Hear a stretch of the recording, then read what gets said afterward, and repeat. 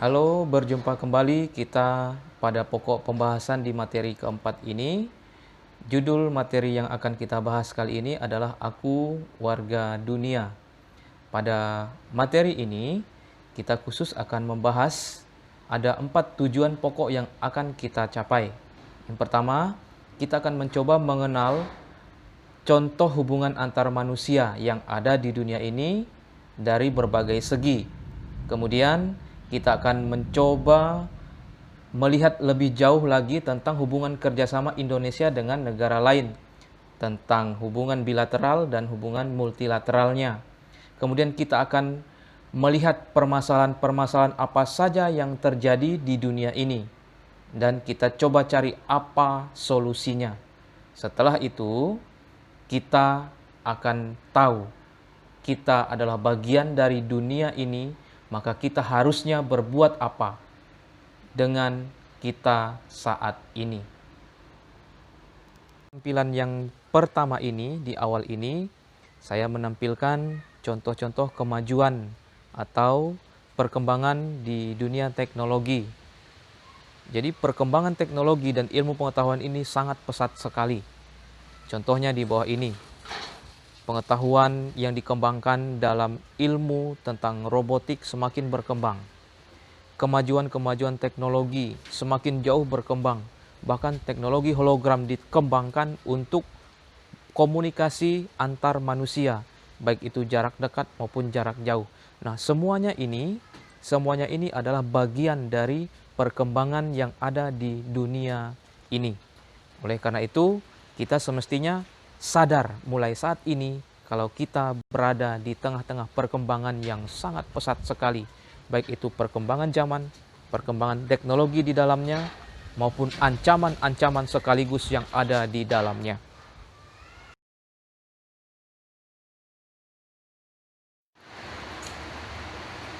Terkait dengan perkembangan teknologi serta ilmu pengetahuan yang semakin pesat pada saat ini,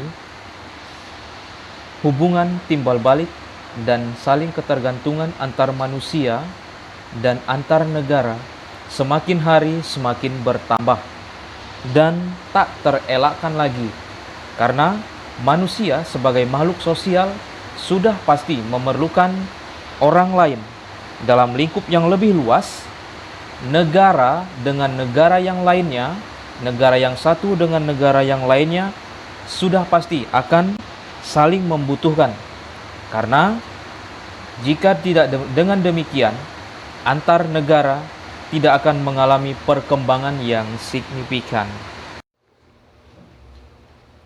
Manusia sebagai makhluk sosial tentu tidak dapat hidup sendirian tanpa berhubungan dengan orang lain, baik dalam rangka memenuhi kebutuhan biologisnya maupun kebutuhan psikologisnya.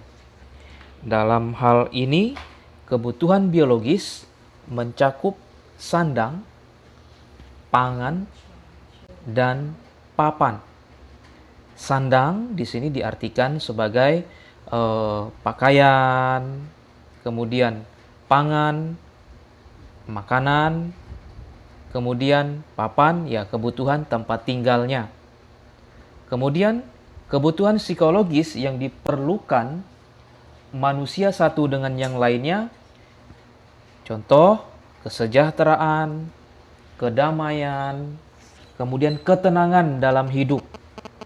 Nah, ini yang diperlukan dalam kebutuhan manusia satu dengan manusia yang lainnya, sehingga mereka saling bekerja sama antar satu dengan yang lainnya dalam lingkup yang lebih luas lagi, negara satu dengan negara yang lainnya.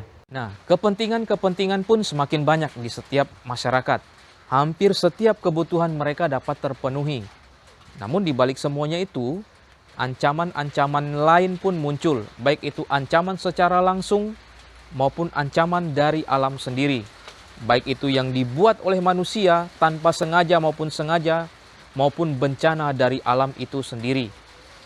Nah, di sini saya contohkan misalnya bencana kelaparan, pendidikan yang semakin terpuruk di berbagai tempat. Tentu bukan hanya di Indonesia. Kemudian terorisme. Ancaman-ancaman teror ini muncul bahkan dari orang-orang yang seharusnya berbuat kebaikan. Nah, kemudian permasalahan yang sampai saat ini masih ditanggulangi oleh hampir semua negara adalah pemanasan global. Semua negara bahu-membahu untuk berusaha agar meminimalisir dari setiap ancaman-ancaman ini, lalu mereka melakukan kerjasama. Kerjasama yang mereka lakukan ini bisa berupa kerjasama antar dua negara maupun kerjasama dengan banyak negara. Ini salah satu solusi yang ditawarkan oleh negara itu sendiri, oleh rakyatnya.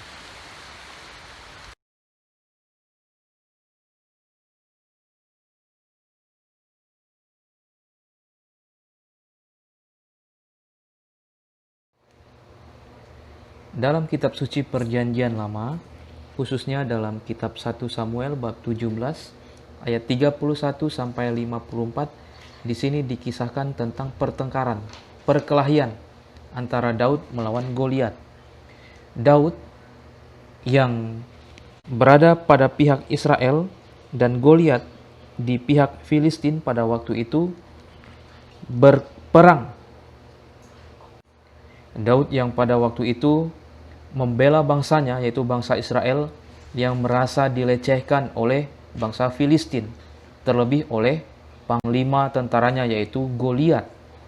Nah, Daud pada waktu itu bukan seorang tentara, dia apalagi bukan seorang perwira.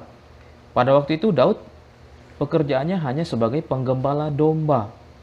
Ketika dia maju akan melawan Goliat, awalnya Saul melarang dia dan meragukan dia. Namun dengan keyakinan ia mengizinkan Daud untuk menantang Goliat pada waktu itu. Nah, dalam kitab suci ini, dalam perikop ini dikisahkan bahwa Daud ternyata berhasil mengalahkan Goliat.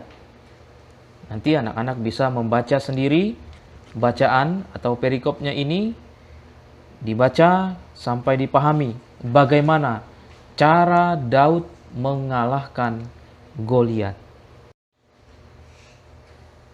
Pada tampilan slide ini, di sini saya contohkan yaitu kerjasama bilateral dan kerjasama multilateral.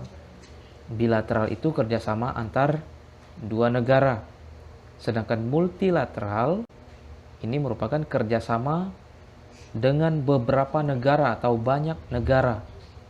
Nah, contohnya di sini pada gambar yang pertama, kemudian pada gambar yang kedua.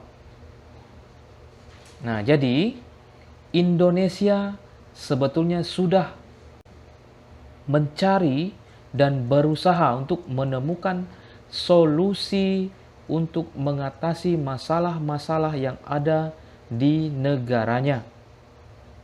Terlebih untuk memajukan masyarakat Indonesia itu sendiri.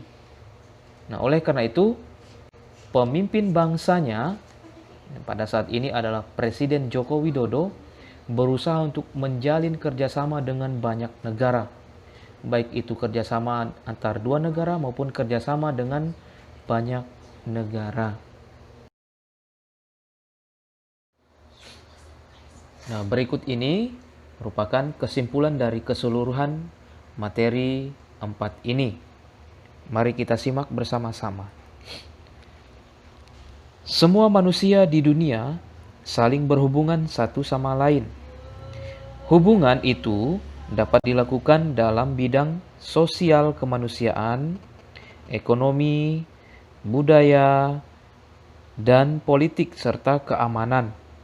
Setiap jalinan kerjasama mempunyai tujuannya. Contoh, bantuan sosial kemanusiaan tujuannya untuk memberi keringanan kepada korban bencana. Contoh hubungan ekonomi adalah menjual hasil-hasil teknologi dan kekayaan alam. Contoh hubungan budaya adanya pementasan kesenian, dan dalam bidang politik berupaya untuk menghindari perang dan menjaga keamanan bersama. Semua negara dapat menjalin kerjasama karena menyadari akan adanya satu dunia yang diciptakan oleh Allah. Allah menciptakan dunia ini untuk semua orang tanpa membeda-bedakannya. Kita sebaiknya mempunyai kepedulian terhadap penderitaan sesama warga dunia lain dengan memberi bantuan berupa materi dan juga berupa dukungan moral. Allah menghendaki seluruh manusia di dunia ini hidup dalam keadaan damai. Situasi ini digambarkan dengan situasi di bumi seperti di surga. Bumi penuh kedamaian seperti di surga. Yesus sendiri memberikan contoh bagaimana seharusnya manusia hidup, yaitu senantiasa melakukan kehendak Allah. Menurut Yesus, melaksanakan kehendak Allah merupakan pintu masuk ke dalam kerajaan Allah. Baik, demikianlah penjelasan pada materi yang keempat ini. Nanti kita akan berjumpa kembali dalam materi-materi berikutnya. Salam sehat dan tetap bersemangat.